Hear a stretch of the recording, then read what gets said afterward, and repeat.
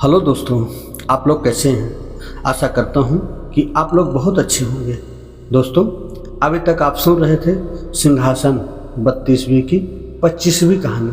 दोस्तों, इसी कड़ी में लेकर हाजिर हैं आज सिंहासन 32वीं की 26वीं कहानी, जो कि राजा भोज को आज मृगनयनी कहानी सुनाने जा रही है। राजा विक्रमादित्य की दानवीरता और उनके यश की कहानी।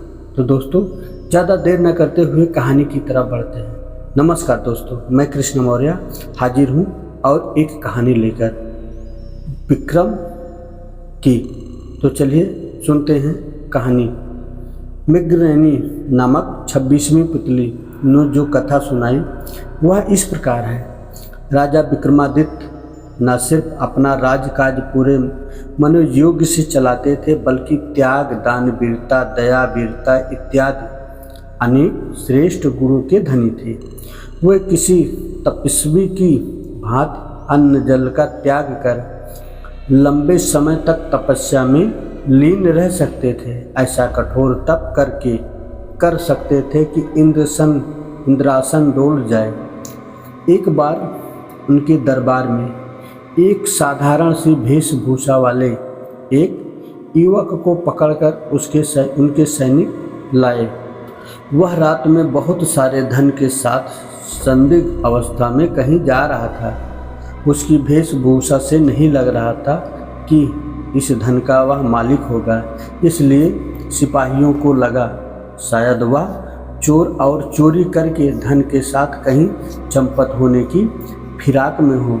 राजा ने जब उस युवक से उसका परिचय पूछा तो और जानना चाहा कि यह धन उसके पास कैसे आया, तो उस युवक ने बताया कि वह धन एक धनस्य स्त्री के यहाँ नौकर और सारा काम धन उसी स्त्री का दिया हुआ है।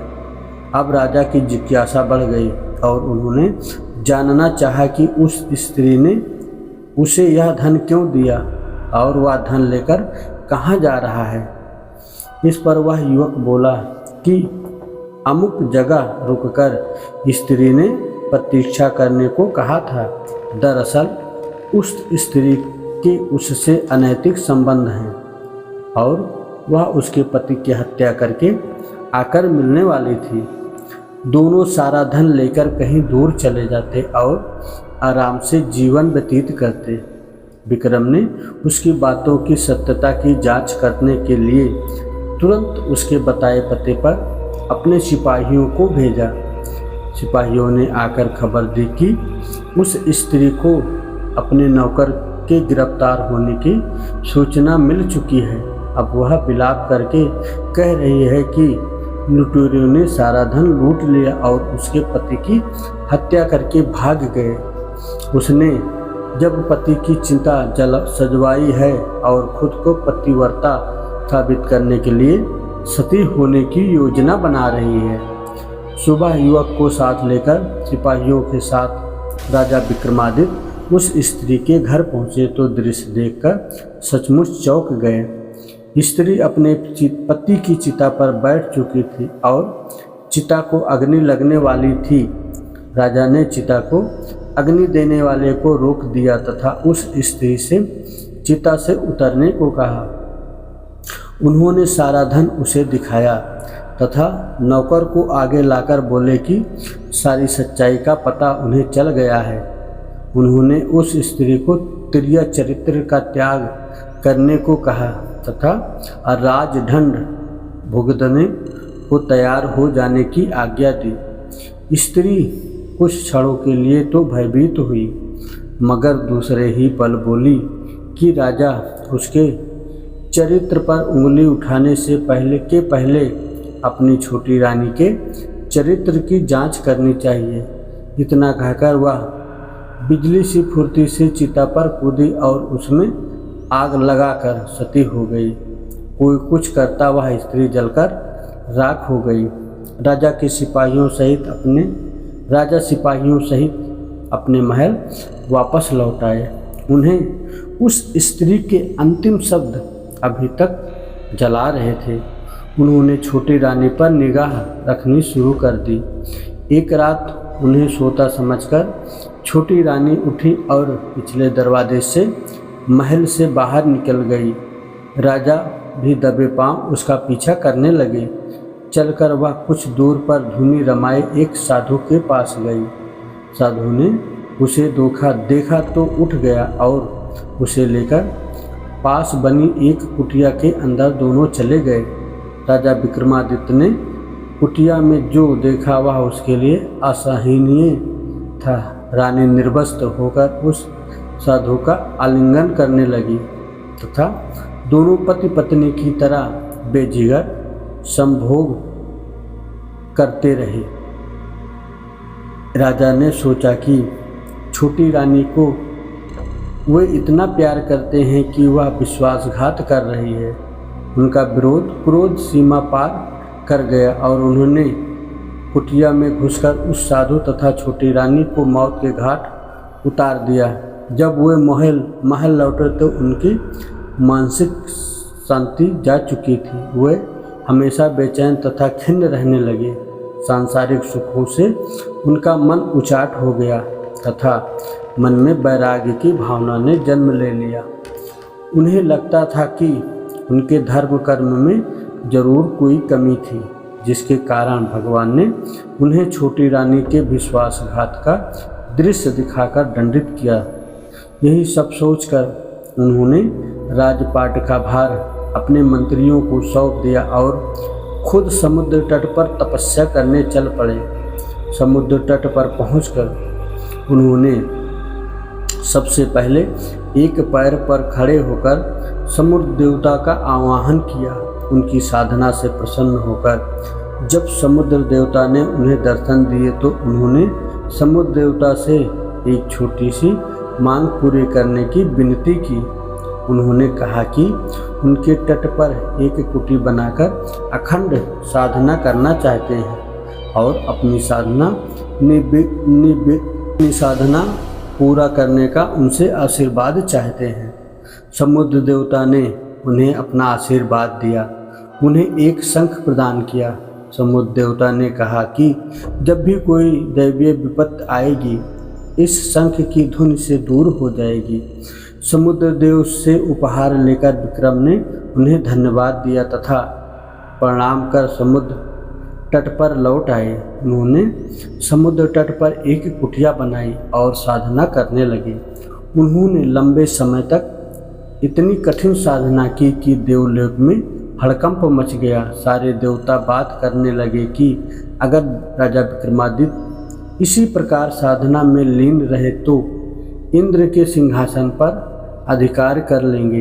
इंद्र को अपना सिंहासन खतरे में दिखाई देने लगा। उन्होंने अपने सहयोगियों को साधना स्थल के पास इतनी अधिक अग्नि का आदेश दिया कि पूरा स्थल जगमग्न हो जाए और विक्रम कुटिया सहित पानी में बह जाए।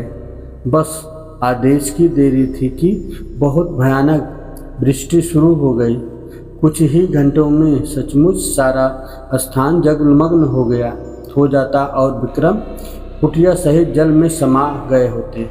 लेकिन समुद्र देव ने उन्हें आशीर्वाद जो दिया था उस वर्षा का सारा पानी उन्होंने पी लिया तथा साधना स्थल पहले की तरह सूखा ही रहा।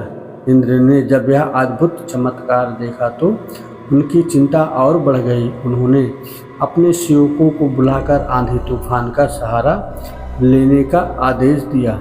इतने भयानक वेग से आंधी चली कि कुटिया तिनके तिनके होकर बिखर गई। सब कुछ हवा में रुई की भांति उड़ने लगा। बड़े बड़े वृक्ष उखड़कर गिरने लगे। विक्रम के भी पांव उखड़ते हुए मालूम पड़े लगा कि आंधी उन्हें उड़ाकर साधना स्थल से दूर फेंक देगी। लेकिन विक्रमादित्य को समुद्र देव द्वारा दिया गया शंख याद आया और उन्होंने शंख को जोर से फूंका। शंख में बड़ी तीव्र ध्वनि निकली। शंख ध्वनि के साथ आंधी तूफान का पता नहीं रहा। वह ऐसी शांति छा गई मानो कभी आंधी आई ही न हो। अब तो इंद्रदेव की चिंता और अधिक बढ़ गई। उन्हें सूझ नहीं रहा था कि राजा विक्रमादित्य की साधना कैसे भंग की जाए। अब विक्रमादित्य की साधना को केवल अप्सराओं का आकर्षण ही भंग कर सकता था। उन्होंने तिलोमता नामक अप्सरा को बुलाया तथा उसे जाकर विक्रम की साधना भंग करने को कहा। तिलोमता अनुपम सुंदर थी और उसका रूप देखकर कोई भी कामदेव की वाणों से घायल हुए बिना नहीं रह सकता था। तिलोमता साधना स्थल पर उतरी तथा मनमोहक गायन वादन तथा नृत्य द्वारा विक्रमादित्य की साधना में विघ्न डालने की चेष्टा करने लगी, मगर बैरागी विक्रम का क्या बिगाड़ पाती।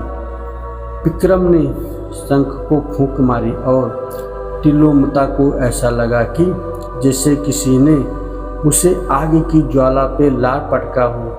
भयानक ताप से वह उदग्नि पहुँच गई तथा वहाँ से उसी क्षण अदृश्य हो गई।